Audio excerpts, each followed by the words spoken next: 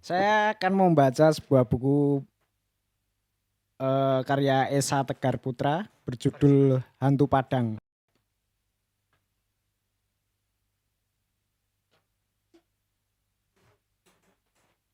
Aku kembali, Tiar.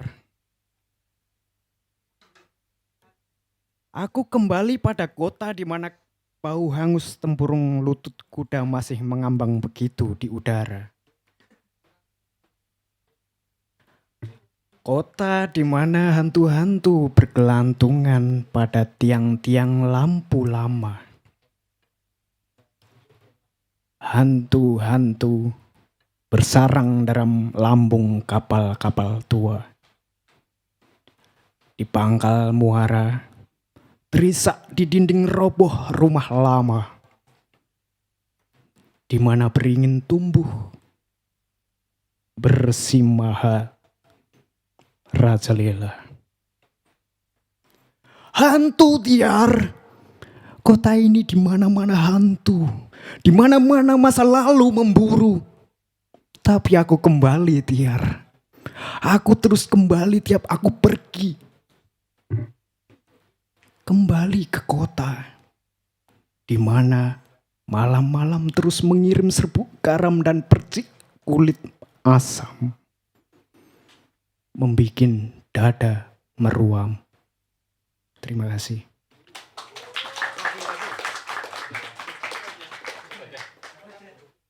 Oke, selamat malam lagi. Pada kesempatan kali ini saya akan membacakan puisi dari almarhum Jokpin. Sepotong hati di angkringan. Biasanya puisi-puisinya Jokpin itu gurih ya. Sepotong hati di angkringan. Pada suatu malam yang nyam-nyam, kau menemukan sepotong hati yang lezat dalam sebungkus nasi kucing.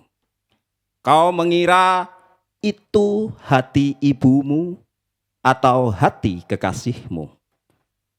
Namun, bisa saja itu hati orang yang pernah kau sakiti atau menyakitimu. Angkringan adalah nama sebuah sunyi, tempat kau melerai hati lebih-lebih saat hatimu disakiti sepi.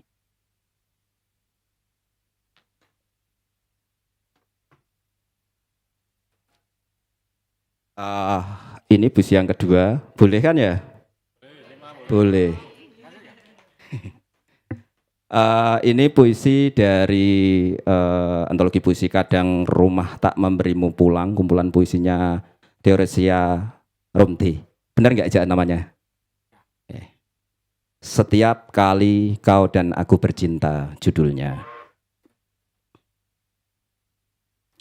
Setiap kali kau dan aku bercinta.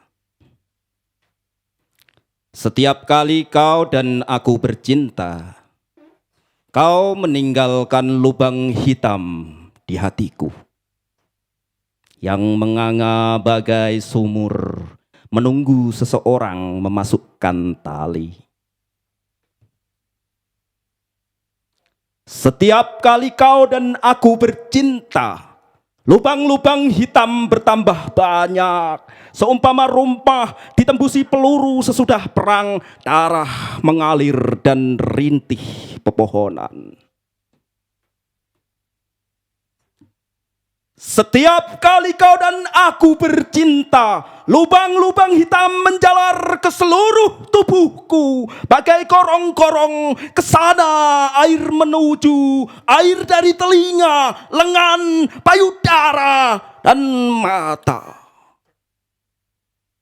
Setiap kali kau dan aku bercinta, tubuhku adalah lubang hitam.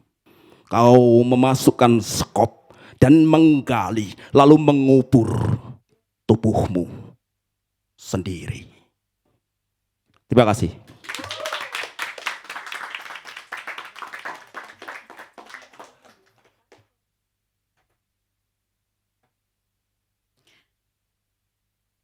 Bismillah.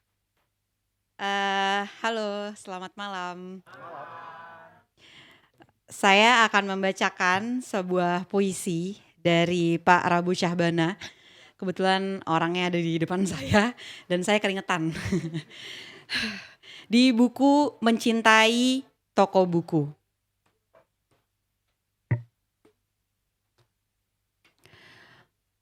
Buku Jari Ibu. Di buku jari ibu, aku membaca jejak matahari dan rembulan.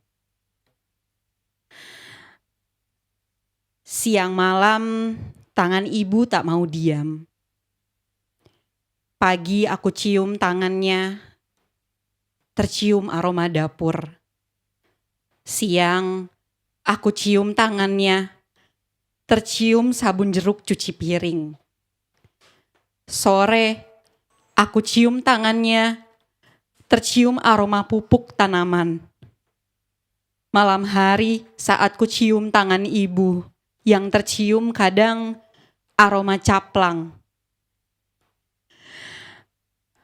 Siang malam, tangan ibu tak mau diam. Kadang sampai begitu dingin, kadang terasa sampai panas. Di buku jari ibu, ku lepas seluruh buku-buku dan baju. Kembali, aku balitamu seperti dahulu. Terima kasih.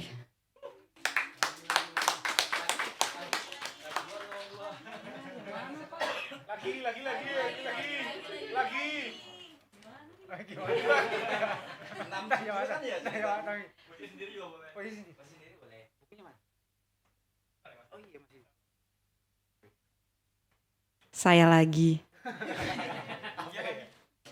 Itu puisi kedua itu.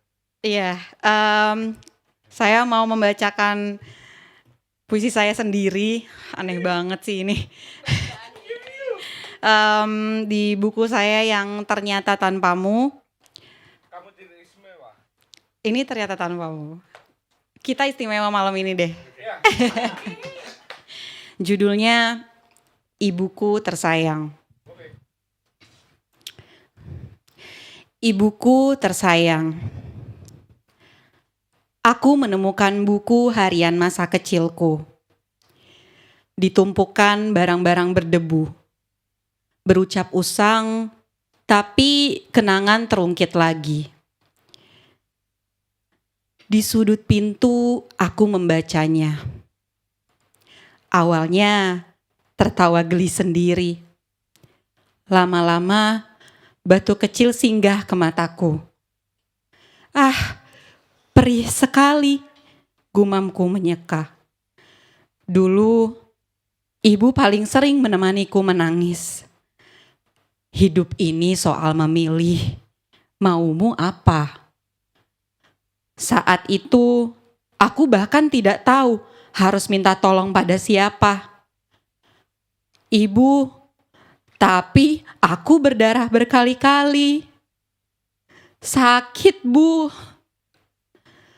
Raut wajah ibu hambar meninggalkan jejak samar.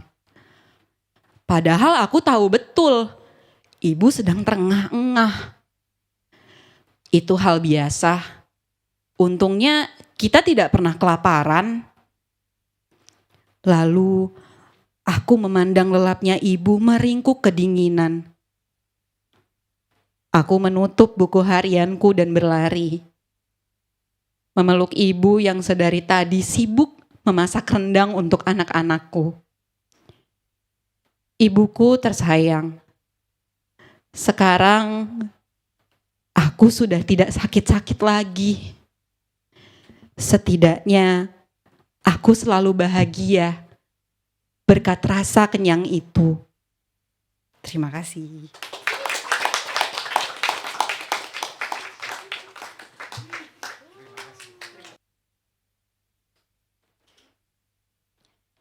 Jalan tersembunyi ke Taman Sari, Nirwan Dewanto.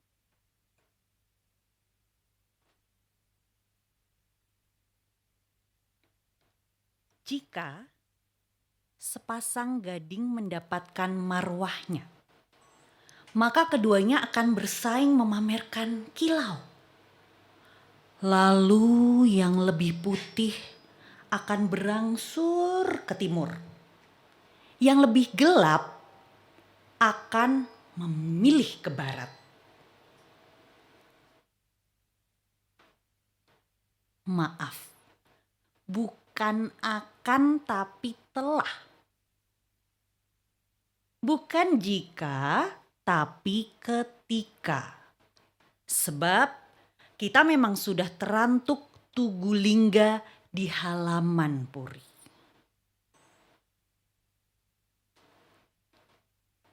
Belalai yang sudah lelah, mereka apit pun lolos ke dalam sebuah rong, rungki atau warangka, entah untuk membasahkan diri, entah untuk mengeraskan diri. Lalu kita yang sungguh tak sabar pun mencabutnya dari sana dan menghibahkannya kepada sang bendera tertinggi.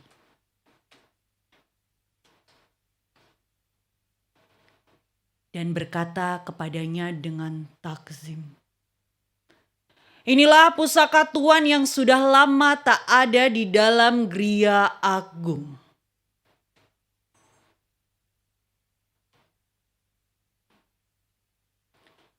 Ia yang tak lagi bisa mengandalkan keris, kelewang, jemparing atau tombaknya, hanya mencari celah yang berumbai di bagian atasnya untuk menyampirkan ujung belalai itu. Juluran yang ia kira terbuat dari jalinan bulu ekor lembu jantan, sementara pangkalnya mencari jalan sendiri ke dalam pusaran samsara.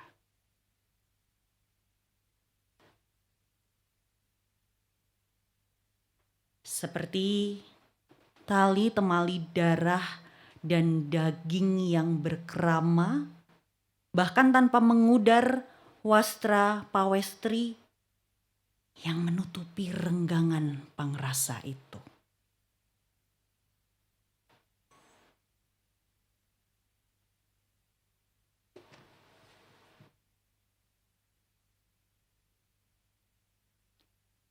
Tak sanggup melihat jejak kita sendiri di muka bumi, atau menimbang apakah kaki kita berjumlah 4 atau 5,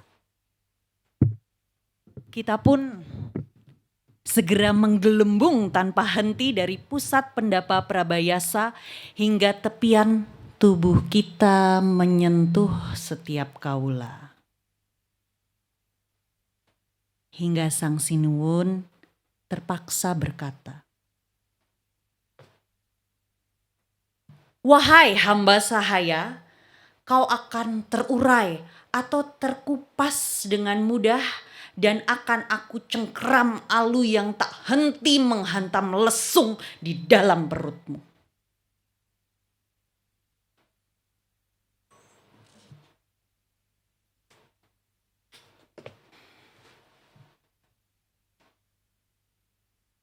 Ketika raga kita ternyata meletus, kita berkata kepadanya dengan semena-mena, paduka Tuan sudah menikam Sang Garwa Padmi dengan sepenuh rencana.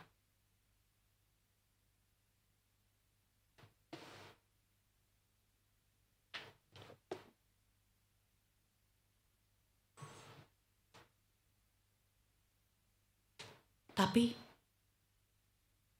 ia tak mendengar apa-apa lagi. Belalai itu pun ia sangka lidahnya sendiri. Lidah yang bagi kita sudah terpisah dari segala samudana.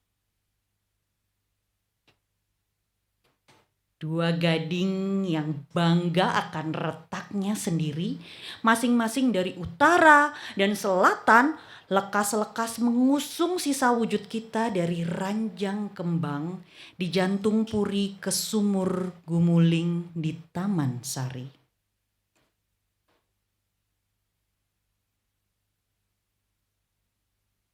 Jangan berdusta. Semua jejak darah dan getah akan dihapus dengan seksama. Terima kasih.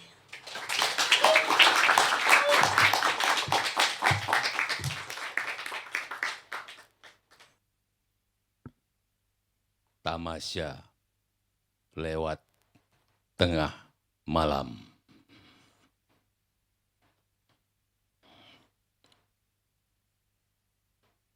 Angin menyentuhkan sayapnya yang berembun pada kaki si terhukum mati yang masih terayun-ayun di tiang gantungan. Nun di seberang pal pembunuh yang menjulang ke arah lengkung bulan itu adalah mereka yang menunggu titah sang raja tentang di mana sesungguhnya ibu kota baru yang tengah didirikannya di seberang laut. Sang raja tak akan menemui para penyanjung itu sebelum ia bisa menjawab tanya sang permaisuri. Benarkah anak kita yang bungsu akan jadi adipati di ibu kota lama? Cahaya bulan menekan sengit pundak pohon beringin di halaman istana, di mana para punggawa menunggu sebatang cermin yang akan mengusung wajah panglima mereka. Ia yang berkabar terlalu dini bahwa sang panglima telah terpilih menjadi raja yang baru oleh Dewan Peni Sepuh telah dijatuhi hukuman mati.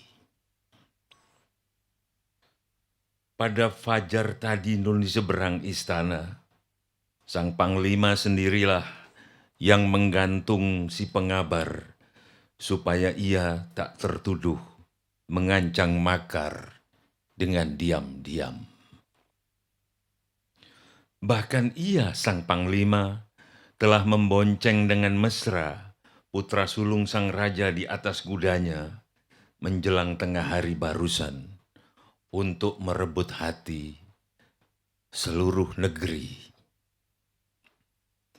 Barangkali hingga terdengar kokok ayam jantan sebentar lagi, sang raja belum tahu bagaimana memindahkan makam para pahlawan ke ibu kota baru yang masih ia rahasiakan itu. Di antara tiang gantungan yang meninggi oleh remasan sayap angin dini hari, dan istana yang memucat oleh lecutan ekor bulan sabit itu, terlihat sebatang cermin terpincang-pincang menyeberangi jalan. Dalam rimbun bunga kata yang tanpa hitam putih, di hadapan cermin yang patah kaki itu, sang raja, sang permaisuri, dan sang panglima akan berebut sebutir telur matahari yang belum jelas siapa bakal penetasnya.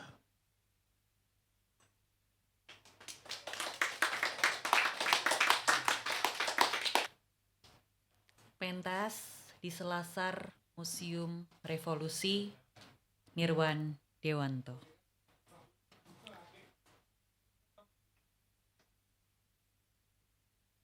Perahunya yang mestinya mengarungi dunia bawah tanah, kini tampak mengambang di hadapan kita, lamban mengikuti arus waktu.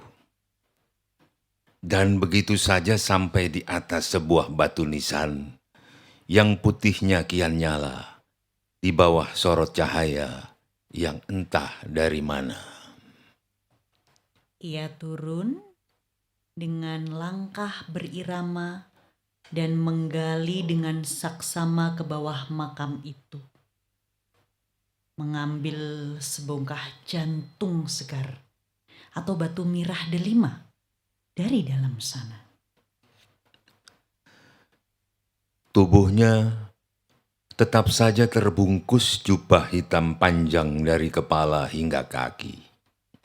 Dan kita hanya mampu melihat sebagian wajahnya, seperti moncong seekor anjing ajak yang entahlah bermata atau tidak.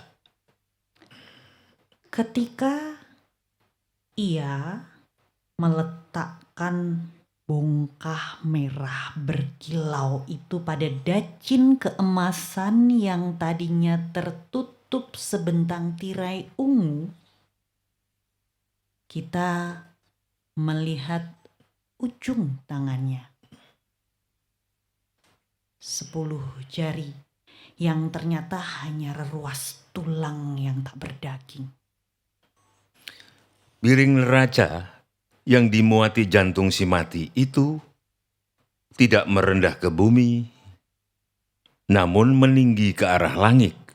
Atau batu mirah delima yang sayapnya sudah kita rampas itu urung mencapai tepi sungai di mana si perahu yang dahaga tertambat.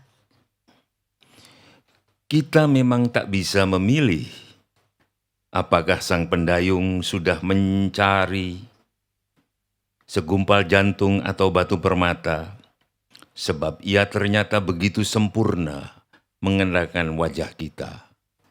Para pemirsa yang menarik ia dari dunia para dewa ke atas panggung sandiwara ini. Selamat datang, wahai orang mati. Demikianlah ia berkata kepada kita 3-4 detik setelah bagian tengah jubahnya koyak terbuka, menampakkan sebagian dadanya yang ternyata hanya barisan tulang rusuk belakang. Tergesa-gesa kita mendayung perahunya melawan arus waktu sebelum matahari terlempar kemari.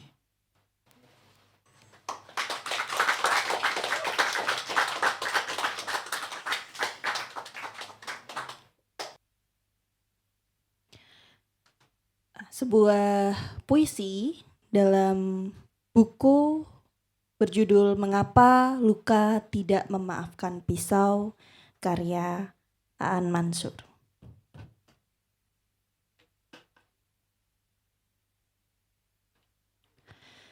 Rumah masa kecil.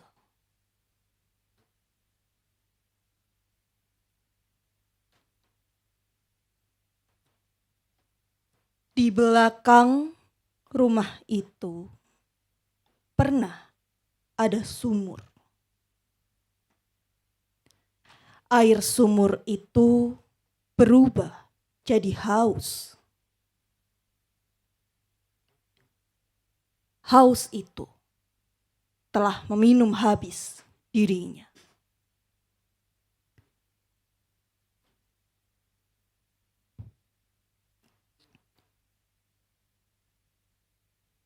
Di ruang makan rumah itu pernah ada meja. Meja itu berubah jadi lahap. Lahap itu cuma demi menyambut lapar berikutnya.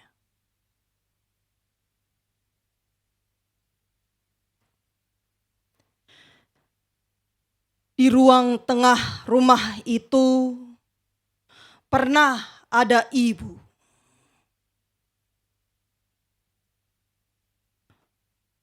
Ibu itu berubah jadi kesunyian. Kesunyian itu adalah lilin kecil yang abadi nyalanya.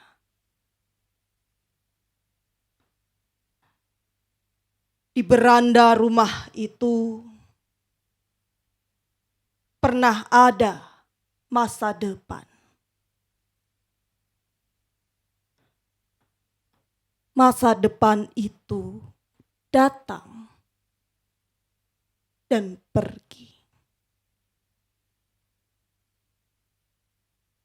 Datang dan pergi. Terima kasih.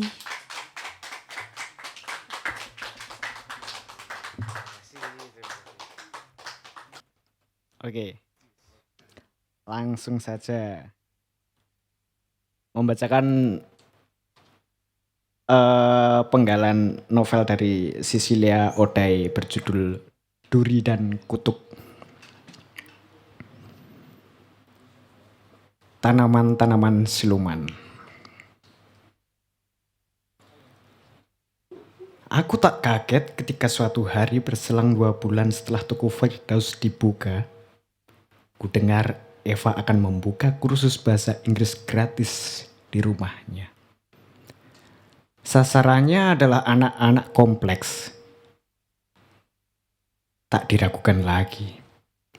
Ia sedang berusaha menjadi bagian dari lingkungan ini tanpa perlu melangkahkan kaki keluar.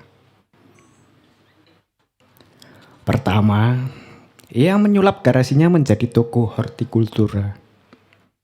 Kedua, membuka kursus gratis.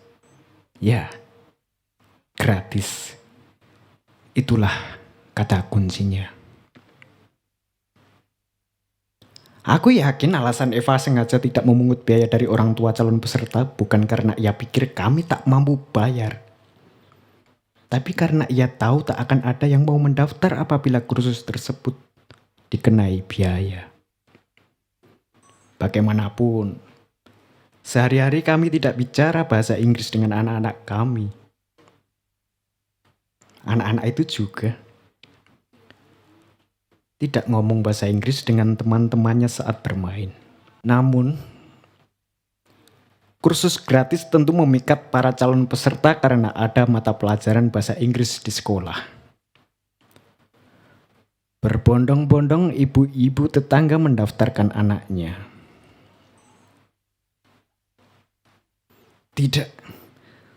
Tidak mau. Oka. Adam menolak ketika kusarankan ikut juga kursus di rumah Eva. Matanya terus ke nasi, tempe, dan sambal ikan teri di atas piringnya. Aku menambahkan 2 sendok buncis ke atas piringnya. Ya, dia masih butuh sayur untuk tumbuh menjadi besar. Meski dia sebagaimana anak pada umumnya, menjauhi sayuran. Kenapa? Banyak temanmu yang mau daftar? Kataku, coba meyakinkannya. Aku benci bahasa Inggris, sahut Adam dengan mulut penuh. Justru karena kamu benci pelajaran bahasa Inggris, kamu harus ikut kursus di rumah sebelah. Adam menggeleng. Dengan ekspresi wajah seperti menahan sakit. Nggak mau, protesnya. Aku menggeleng lebih keras sambil berkacak pinggang. Bukan kamu yang memutuskan, tapi mama.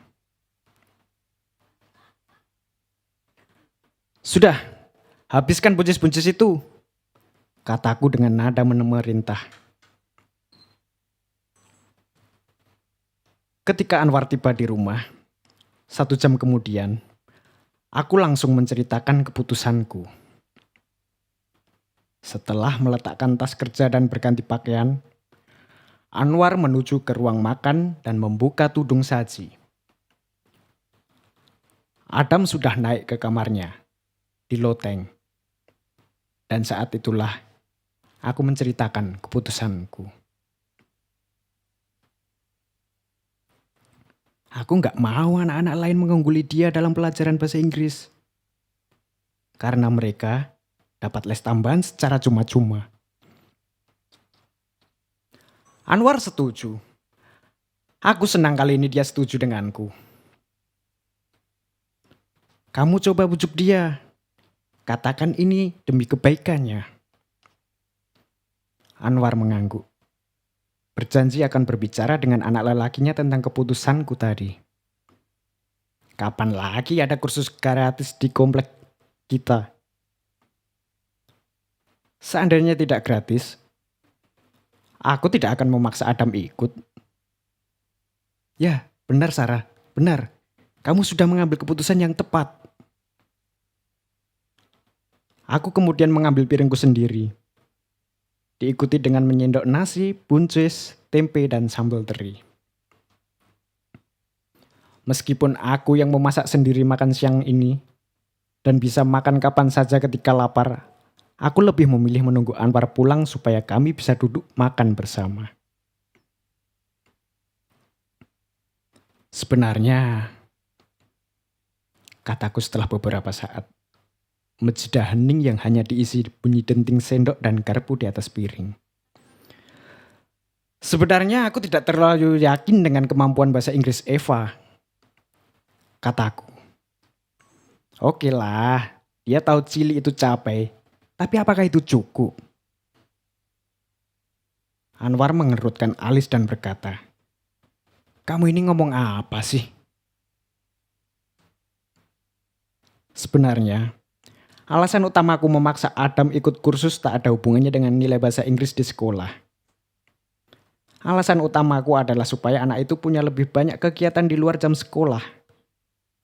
Dan bisa lebih sering berinteraksi dengan teman-temannya. Maksudnya, bila ternyata Adam punya kepribadian introvert, aku tak boleh ia memaksa menjadi ekstrovert. Begitulah.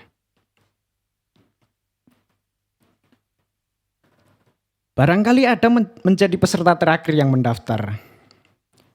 Kami hampir saja terlambat. Pendaftaran sebenarnya ditutup hari ini sebab Eva bilang jumlah pendaftar sudah melebihi kuota, yaitu 10 orang.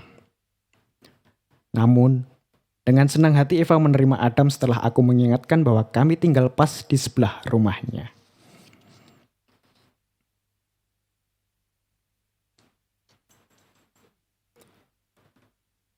Kelas akan dimulai minggu depan, katanya, setiap hari Selasa. Dari pukul 4 sore sampai setengah 6. Anak-anak hanya perlu membawa buku tulis dan alat tulis. Kalau punya kamus, boleh juga dibawa. Ia menambahkan. Sebelum pulang, aku mengagumi tanaman-tanaman yang semakin padat dan semarak. Dan kupikir seorang bisa saja tersesat kalau berani menyelinap di balik gerumbul bonsai-bonsai dan pohon-pohon itu. Tapi aku hanya bercanda. Lalu, hampir saja aku keceplosan berkata, dengan tanaman seramai ini, kamu pasti tidak kesepian. Hanya untuk memujinya karena sudah begitu baik hati membuka kursus bahasa Inggris gratis untuk anak-anak sekompleks.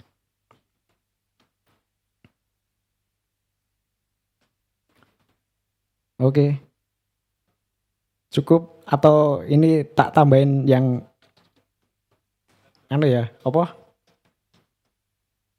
Tadi kan sudah selesai nih, tak tambahin sedikit lagi ya. Grogi aku. Dia baik juga mau memberiku bunga-bunga ini. Lah, mana bunganya? Kelihatannya cuma daun semua. Kami semua tertawa, entah oleh apa yang demikian lucu dan menggelikan. Mataku mendadak melihat Adam yang telah berdiri di teras, mengenakan seragam olahraga dan tidak berkeringat. Hari ini jadwal dia main voli. Tapi tampaknya Adam tidak sedikit pun menggerakkan badan di lapangan. Atau justru melayap entah kemana. "Kapan kamu pulang?" tanyaku kepadanya setelah Bujihan dan Buningsih pergi. "Kenapa cepat sekali? Nggak berkeringat pula. Apa kamu bolos?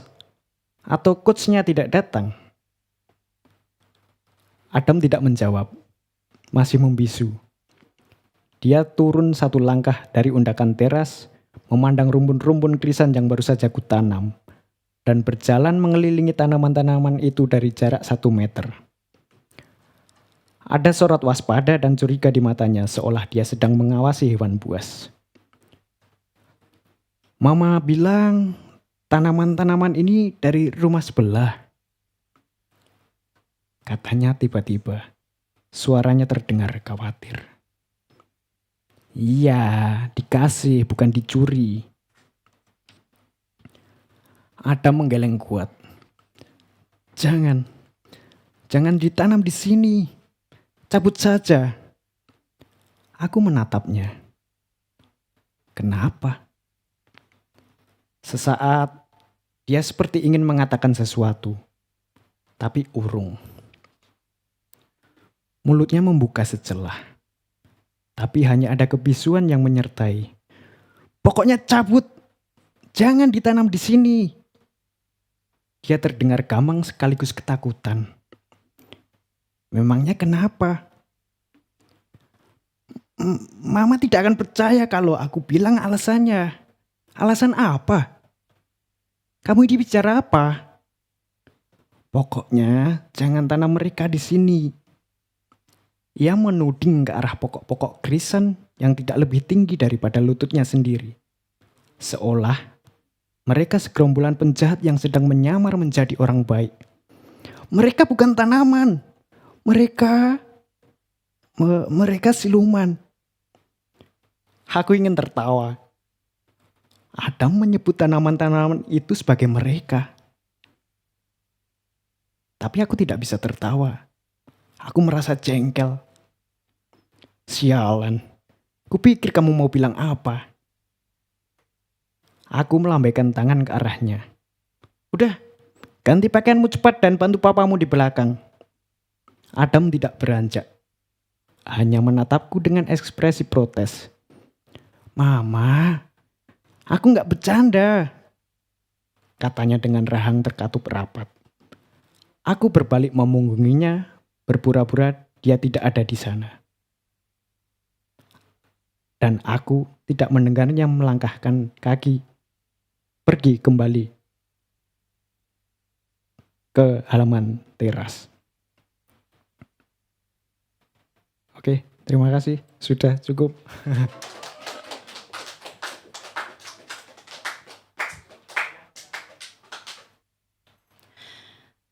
Sebuah fragmen dalam buku kumpulan cerpen berjudul "Ibu, Masukkan Aku ke Perutmu Lagi", karya Karina Anjani.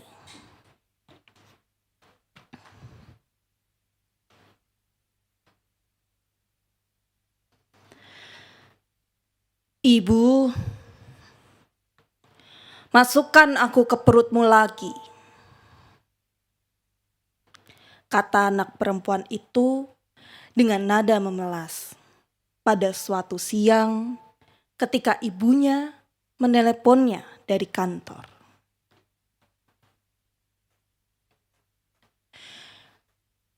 Ibunya hanya tertawa mendengar anak perempuannya yang berumur 9 tahun berbicara seperti itu. Sungguh, anak perempuan itu tak mengerti mengapa ibunya tak menganggapnya serius. Ibunya benar-benar tak peka atau tak ingin menjadi peka.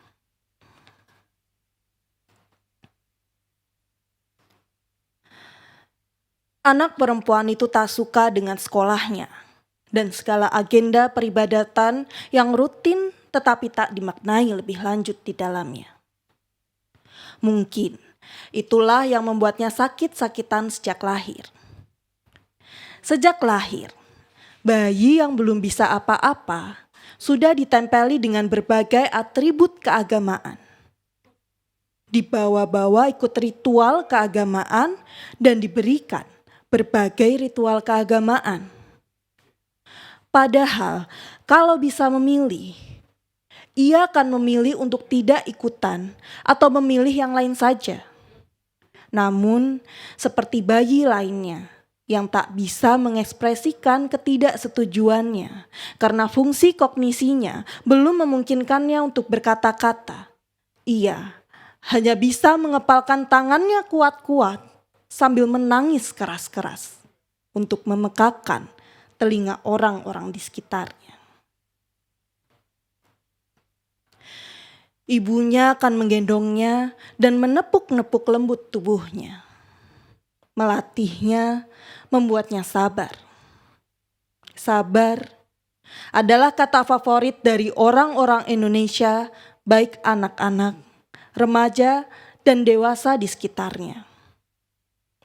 Kata tersebut dilontarkan untuk banyak sekali situasi, dan sepertinya keparahan situasi dapat disimplifikasi dengan lontaran kata ajaib tersebut. Seiring pertumbuhannya, ia meronta, merangkak, dan berjalan menjauh.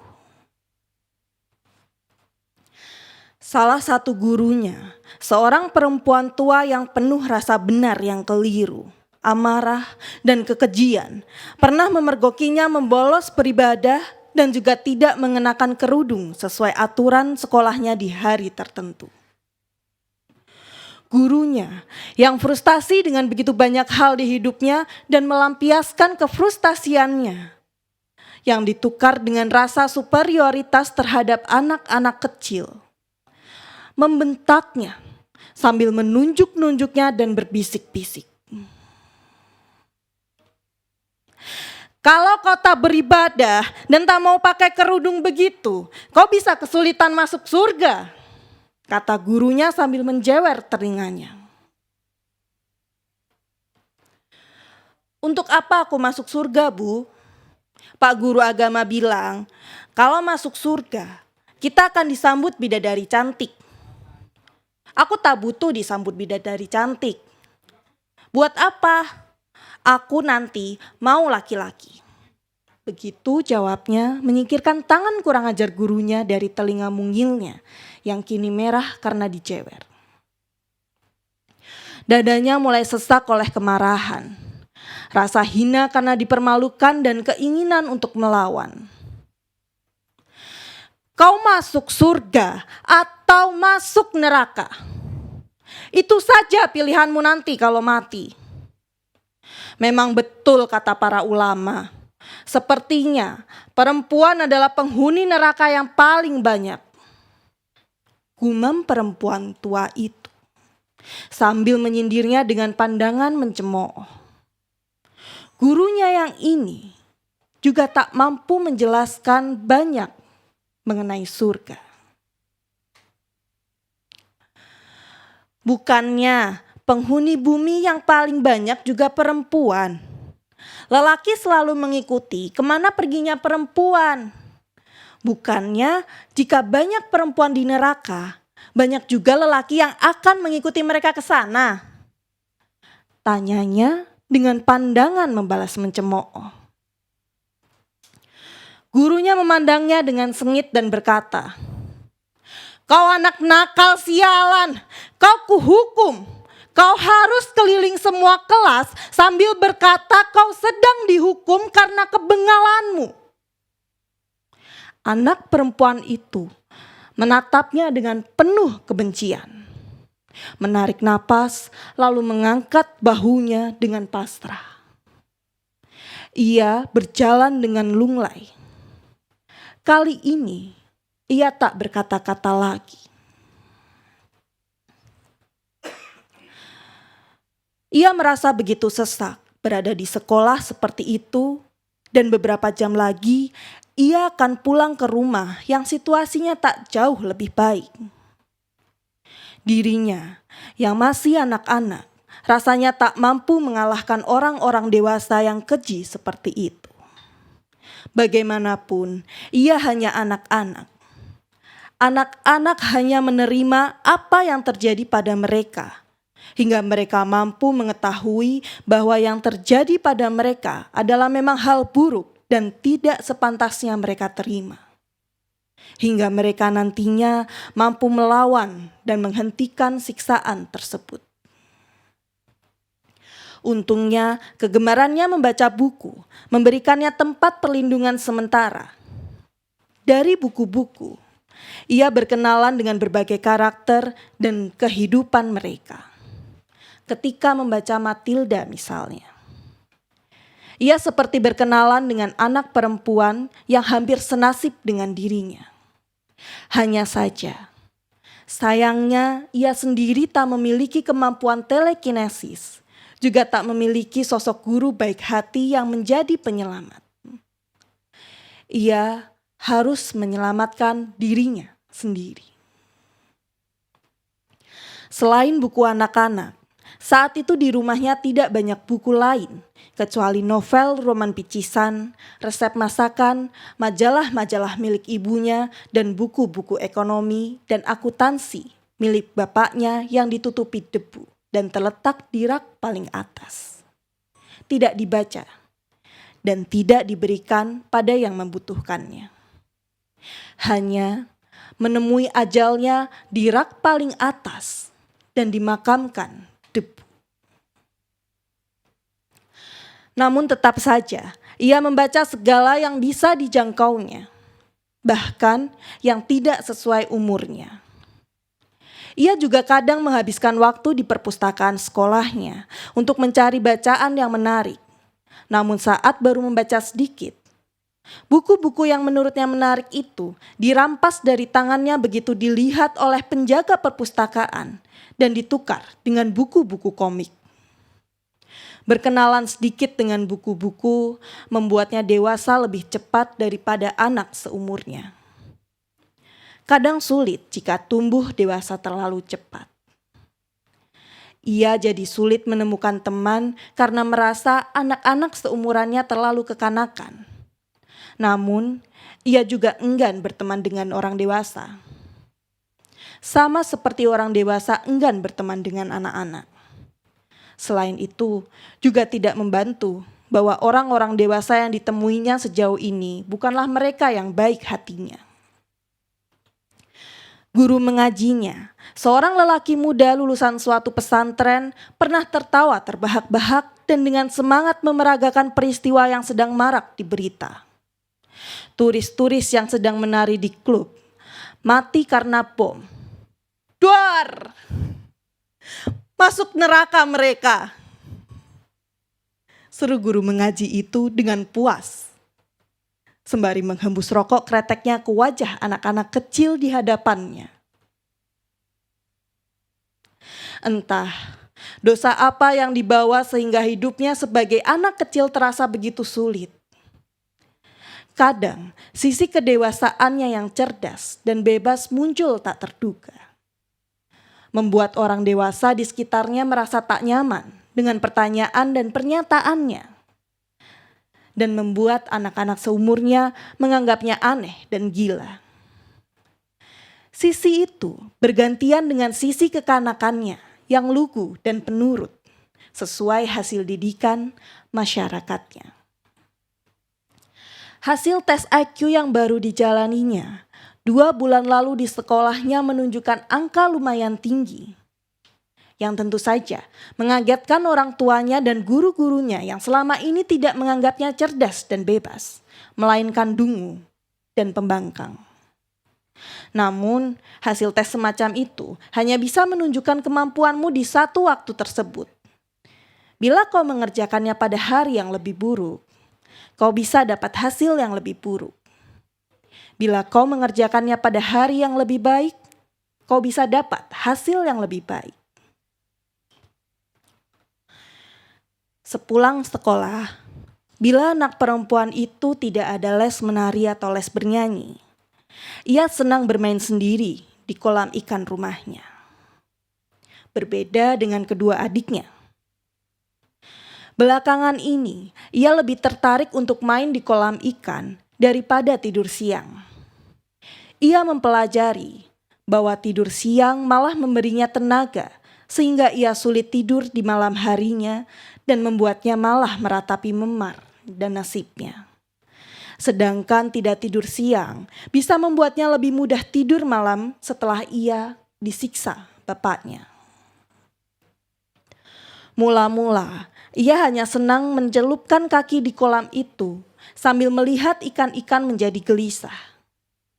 Kemudian, ia membuat ombak di kolam dengan menggunakan kedua tangannya. Berpura-pura sedang menjadi dewi lautan. Dan berpura-pura bahwa ikan mas yang bergelombor ketakutan di pojok kolam adalah ikan paus. Lama-lama ia tak suka bajunya jadi amis dan basah, terciprat air kolam bila bermain seperti itu.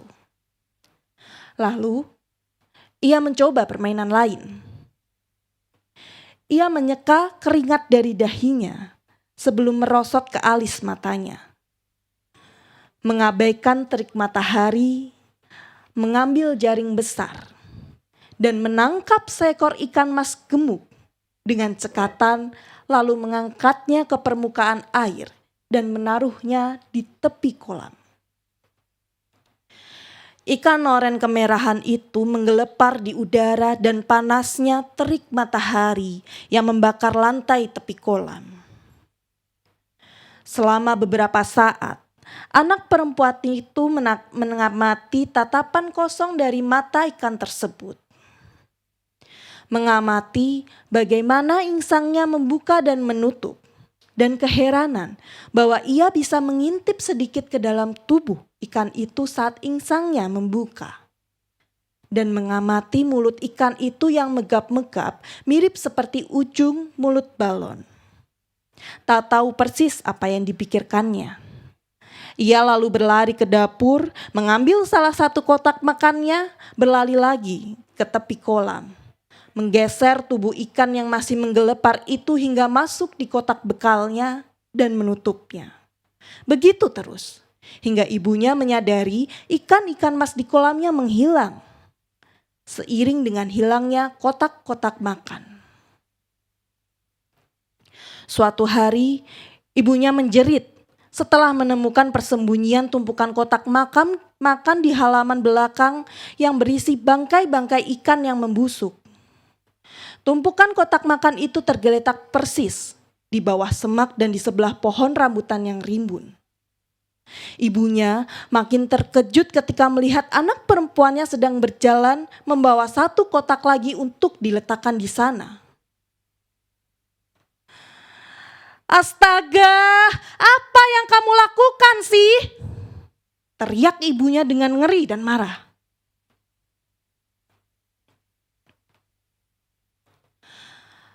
"Aku mengemas tubuh ikan-ikan dan mengirimkan jiwa mereka pada Tuhan di surga. Aku sangat religius," ujarnya kalem. Tidak mengerti betul religius itu seperti apa. Sama seperti pengertian banyak orang dewasa yang diterapkan dengan bervariasi. Memilih korban persembahan, membuat perang, dan genosida misalnya. "Kamu membunuh ikan-ikan!" Ibunya terlihat sangat terkejut.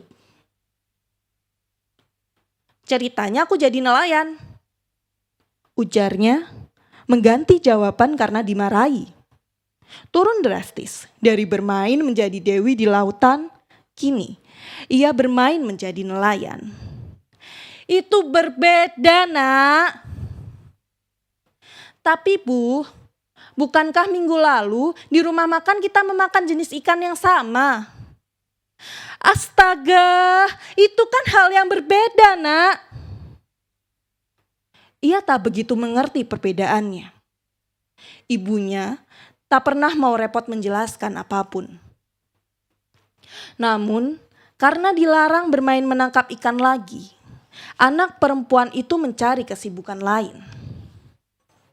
Setiap pulang sekolah, kalau tidak ada les, ia memojokkan kedua adiknya di ruang makan. Menyuruh mereka berdiri di pojokan, tak peduli mereka kebelet kencing atau menahan lapar.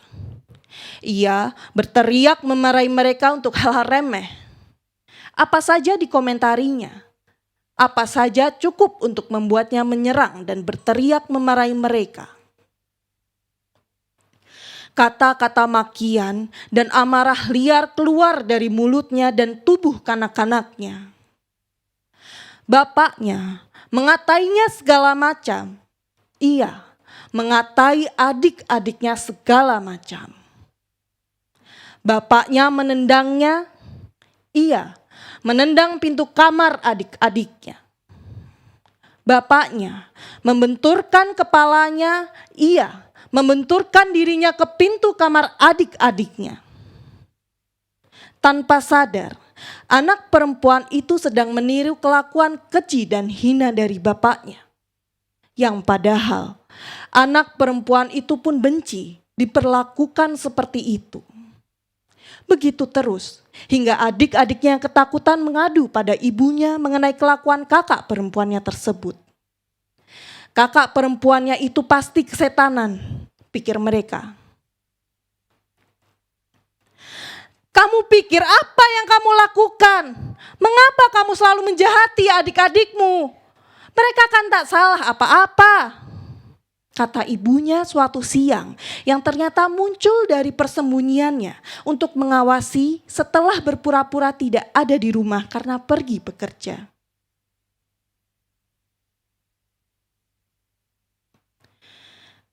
Ceritanya, aku menjadi bapak. Ibu lupa kalau setiap malam bapak meledak-ledak, berteriak memarahiku, menghinaku, dan menyiksaku. Ah iya, aku yang lupa. Ibu selalu mengurung diri di kamar dengan adik-adik bila itu terjadi.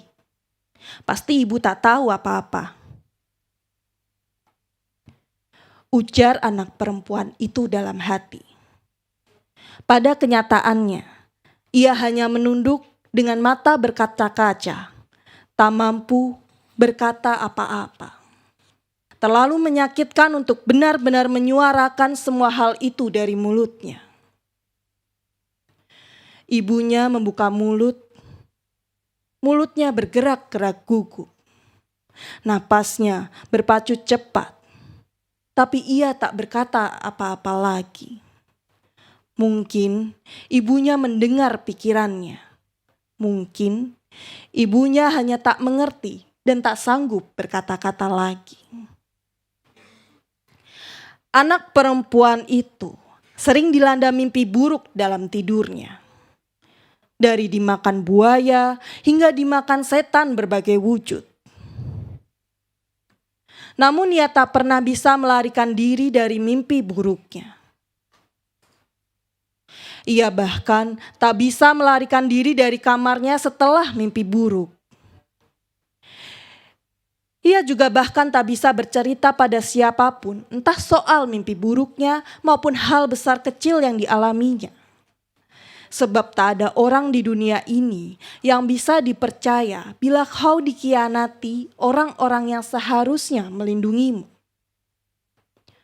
Beberapa bulan kemudian, ibunya dipanggil ke sekolahnya.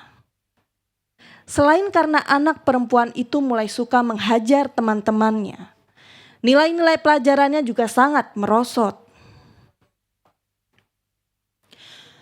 Sudah beberapa minggu ini, beberapa kali dia memukul kepala dan memelintir tangan beberapa anak lelaki. Dia juga hampir tak pernah mengerjakan pekerjaan rumah dan hampir tak pernah berkonsentrasi bila berada di kelas.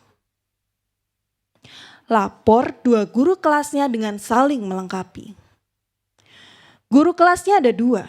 Yang satu lelaki bermulut keji yang sangat gemuk berusia akhir 30-an yang tak pernah tahu persis berat badannya karena setelah mencapai angka 125 kg, jarum timbangannya itu berputar lagi ke angka 0.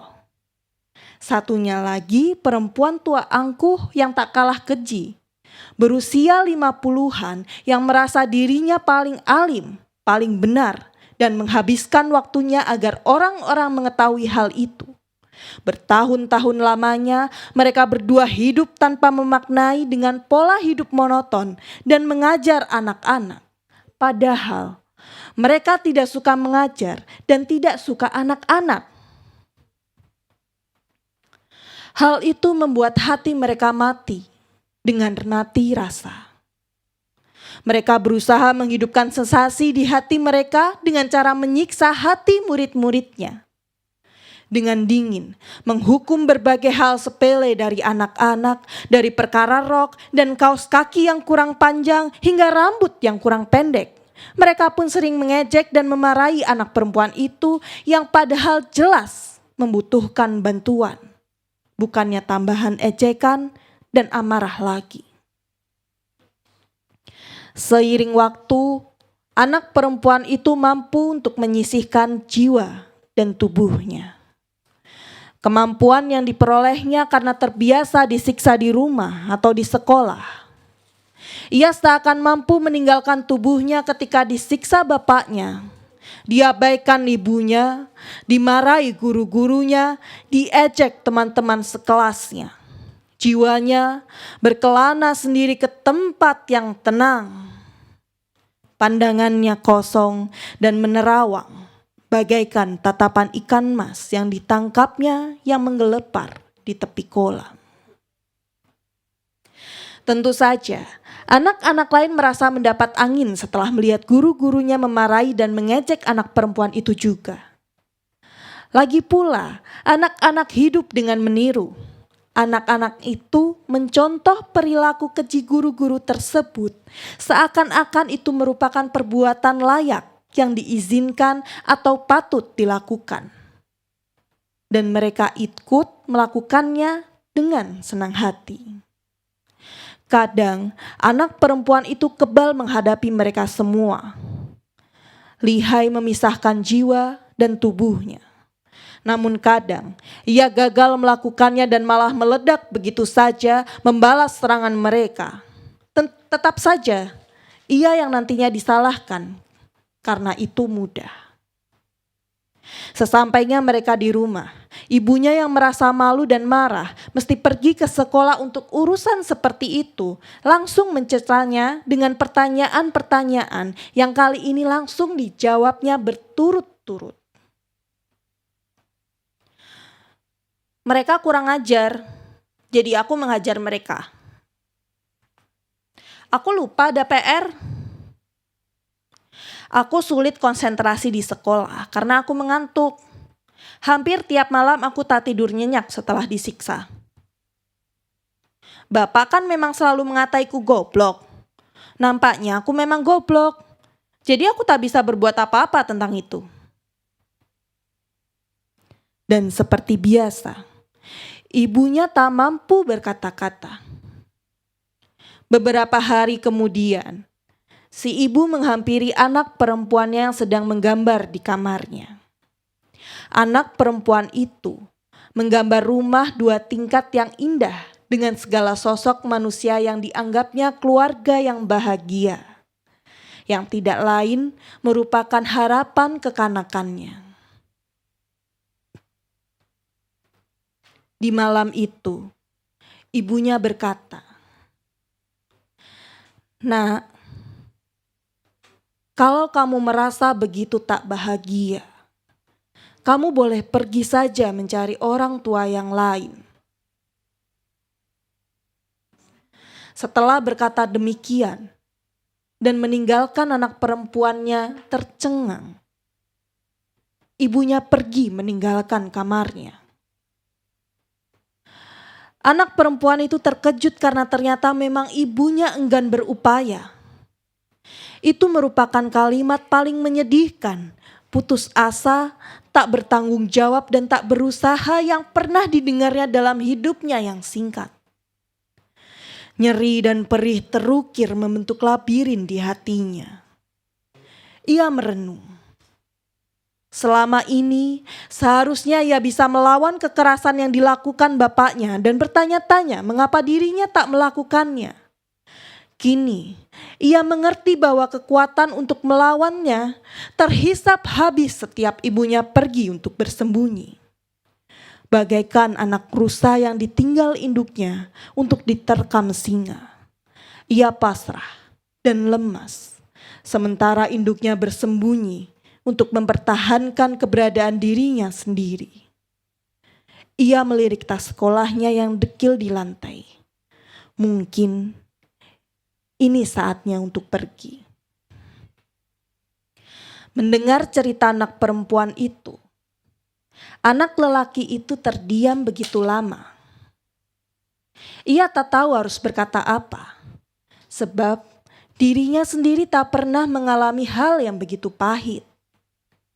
Hidupnya sendiri amat sangat mulus dan enak, hingga ia tak mampu merasakan, apalagi membayangkan perasaan-perasaan yang suram. Sejenak ia terdiam, tetapi lalu jantung anak lelaki itu berdegup cepat. Ia mendapat pemahaman singkat, merinding dan buru-buru lari meninggalkan rumah tua itu. Sepanjang jalan pulang, ia merasa diawasi, tapi ia tidak berani untuk menoleh ke belakang. Setibanya di rumah, ia meletakkan kotak makan dan minumnya di dapur. Keduanya berat. Ia membuka tutup keduanya. Matanya membelalak.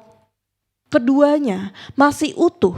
Padahal ia jelas-jelas melihat anak perempuan itu makan dari kotak makannya. Semakin merinding, ia bersumpah tidak akan pernah lagi menginjakkan kakinya di rumah tua itu.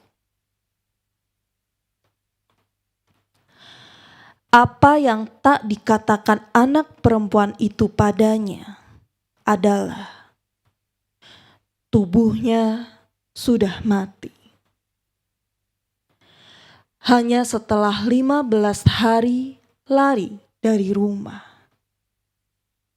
ia menjadi korban tabrak lari. Terima kasih. Assalamualaikum teman-teman. Ya, semuanya pada kesempatan kali ini saya akan membaca satu fragmen dari Payani, sebuah novel dari Ida Fitri. Novel ini sangat menarik teman-teman. Dia bercerita tentang 4 orang penyari binyet yang terjebak dalam konflik GAM dengan tentara induk. Binyet itu jenis rumputan yang dipakai untuk bahan baku pembuat tikar yang hidup di rawa-rawa. Nah, Payani ini area rawa di dekat perkampungan mereka.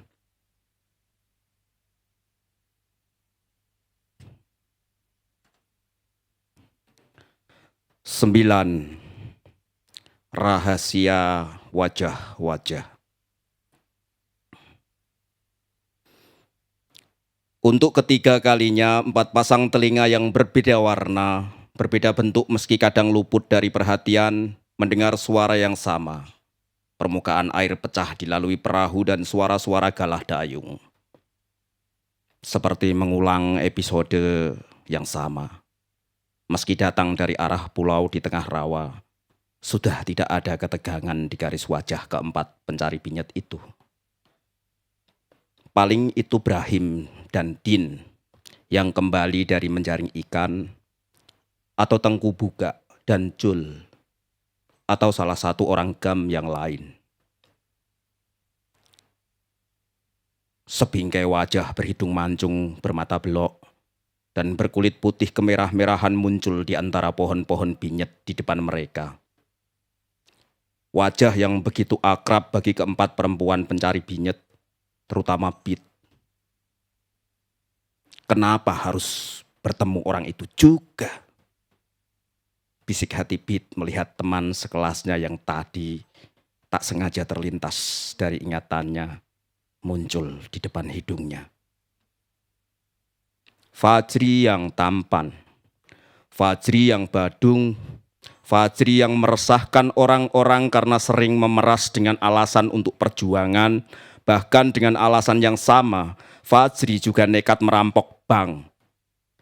Pit membuang muka, kesialan macam apa yang membuatnya harus bertemu orang itu hari ini? Wajah itu telah beku, wajah itu telah dilapisi beton, tak ada garis yang bisa ditebak. Wajah itu dilapisi kaca yang tak bisa ditembus. Wajah itu membatu seperti hati yang mengeras.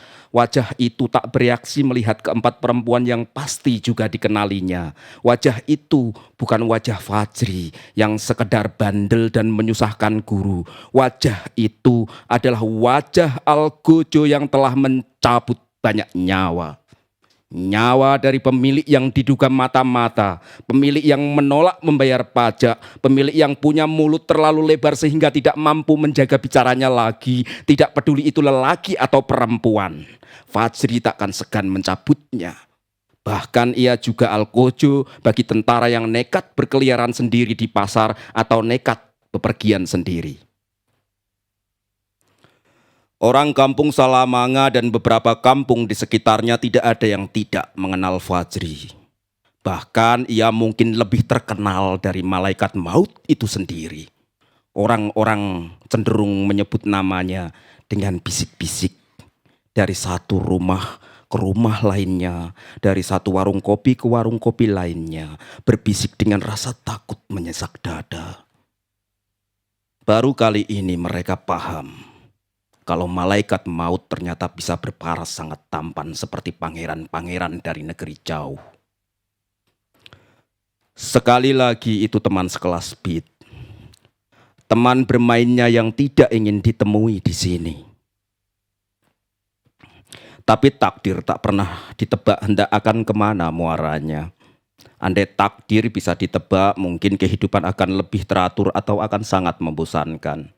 Begitupun dengan Fajri yang sudah jelas-jelas berperahu keluar rawa, malah ditakdirkan bertemu Pit lagi di pulau tengah rawa nanti beberapa jam dari saat ini. Bukan hanya wajah Fajri yang membuat keempat perempuan itu membisu. Wajah yang mendayung di belakang Fajri lebih mengejutkan lagi. Karena wajah itu wajah Mail yang mereka bicarakan sebelumnya. Mungkinkah ini alasan Mail selalu aman bergentayangan di bawah jendela para janda dan para perempuan yang sedang jauh dari suaminya? Rasanya Kak Limah ingin menonjok wajah itu. Wajah yang tak punya malu. Tapi sosok Fajri di depan perahu mencegah kehendak hati Kak Limah. Sang Algojo pasti tidak akan membiarkan temannya disakiti. Teman yang memiliki wajah yang sangat kontras dengan wajah Fajri. Kak Limah kembali mendelik marah ke sosok di belakang Fajri. Segurat senyum tergaris di paras hitam dekil itu, dan itu bukan senyum milik Mail. Kak Limah terkejut dan tak ingin percaya jika itu orang yang berbeda.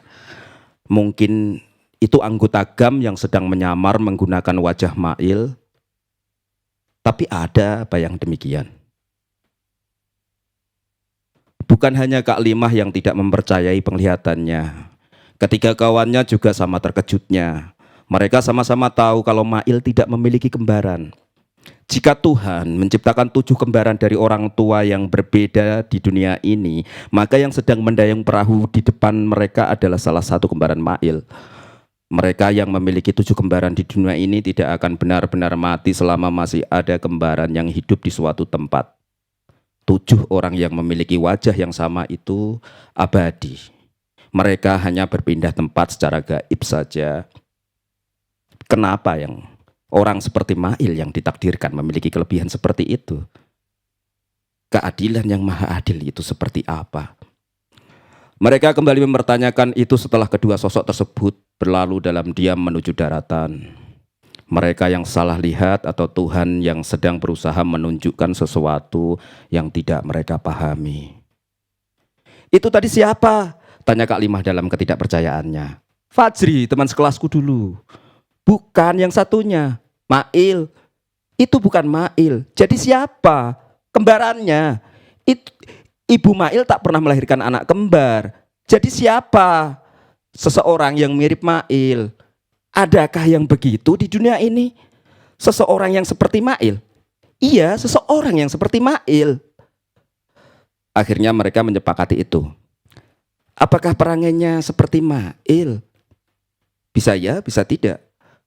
Dan mereka juga menyepakati itu sebelum mulai kembali berkonsentrasi mencabut binyet di tumpuk masing-masing. Mereka lebih banyak membisu, merenungi apa yang baru saja mereka lihat. Tukang intip itu memiliki kembaran. Apa kembarannya itu mengenal mereka dari mana? Apa kembarannya itu mengenal mereka dari mana asalnya? Apakah ia tahu kalau memiliki kembaran berperangai buruk? Karena mereka memiliki wajah yang sama persis kecuali garis senyum yang berbeda, membuat keempat perempuan tersebut melekatkan sifat buruk Mail ke orang yang baru saja mereka lihat. Lebih-lebih orang tersebut berperahu bersama Fajri yang mereka tahu berperangai buruk. Andaikan orang yang mirip Mail tersebut berperahu bersama Jul, mungkin perasaan mereka tadi akan sedikit berbeda. Orang baik berkumpul bersama orang baik, orang jahat bersama orang jahat. Pete kembali melompati sebuah taluk kecil menuju tumpukan binyet yang mengkilat, hijau dan belum berbunga. Binyet yang diinginkan oleh semua pencari binyet. Ia tidak sadar telah berada sedikit lebih jauh dengan ketiga temannya yang lain. Ia sudah membuang sosok Fajri ataupun kembaran Mail yang baru saja lewat di depannya. Yang tersisa hanya wajah bapak seorang. Ia kembali menghitung-hitung berapa banyak uang yang harus dikumpulkan untuk biaya operasi mata bapak. Ibunya telah lama tiada tanpa sempat ia berbakti. Bapak adalah orang tua satu-satunya yang masih ia miliki. Binyetnya sudah cukup untuk menganyam selembar tikar besar. Mawa tidak sepenuhnya salah membawa jalan. Setelah menyeberangi sebuah pulau binyet yang binyet-binyetnya kekurangan gizi, mereka disambut oleh tumpuk-tumpuk binyet yang sudah saatnya untuk diambil. Matahari sudah agak condong ke barat ketika Mawa memanggil mereka semua untuk pulang bersama-sama. Berjalan dengan tumpukan binyet di kepala, mereka menuju tempat Mawa berada yang memang tumpuknya berada di jalan pulang menuju kampung. Mereka belum bisa melihat satu sama lain ketika suara letusan pertama terdengar. Dar! Bukima! Suara apa itu? Cuda yang latah tanpa sengaja memaki. Tidak jelas siapa yang ia maki setiap kali terkejut. Mungkin memaki diri sendiri karena tidak menyukai keletahannya. Ban mobil meletus? Tanya Pete dalam hati, berusaha menekan keinginan untuk menyebut satu hal lain yang sering mereka dengar tapi cukup menakutkan. Terdengar lagi letusan kedua. Dar! Kali ini lebih kecil dan suaranya terasa tidak jauh. Peluru, kalian tiarap! Ujar Mawa sayup-sayup dari tumpukan binyetnya, yang membuat teman-temannya menjatuhkan ikatan binyet dari kepala mereka begitu saja. Ikatan binyet yang mereka cari dengan susah payah tadi. Suara tembakan terdengar dari arah kampung. Arah angin memang terkadang menipu telinga, tapi Pete langsung mencemaskan bapak. Jam segini Bang Rusli belum pulang dari pasar. Bapak sendirian di rumah. Pete harus segera pulang. Ia mencoba merangkak ke arah rumah. Semoga Mawa dan yang lainnya baik-baik saja. Tumpuk Mawa berada di arah kampung mereka. Ia bisa melihat keadaan Mawa terlebih dahulu. Gerakan batang binyet yang ditimbulkan oleh Pete membuat Mawa melarangnya bergerak. Sangat pelan seperti suara angin, perempuan itu mengatakan suara tembakan berasal dari pinggir rawa. Sangat mungkin ada tentara menuju ke arah mereka. Pete berharap itu tentara yang sedang berpatroli dan menembak belibis untuk makan malam mereka. Hatinya dengan ciut membayangkan Fajri baru saja menuju daratan. Bagaimana jika mereka melihat Fajri?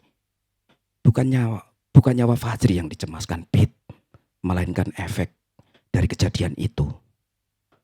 Para tentara itu akan curiga kalau teman-teman Fajri berada dalam rawa. Pete mencemaskan Jul yang tadi berperahu ke pulau. Ia lupa kalau ia juga sedang berada di tengah rawa itu. Rentetan tembakan membuat Pete ciut. Mawa benar. Suara tembakan itu bukan di kampung, melainkan lebih dekat lagi dengan mereka, dengan tempat mereka berada. Dan suara tembakan itu terlalu banyak untuk hanya sekedar menembak belibis. Pete bimbang antara merayap ke arah pulau rawa untuk memberitahu Jul dan teman-temannya, atau terus merayap pelan ke tempat Mawa berada. Akhir fragmen 9 menuju fragmen berikutnya. Terima kasih.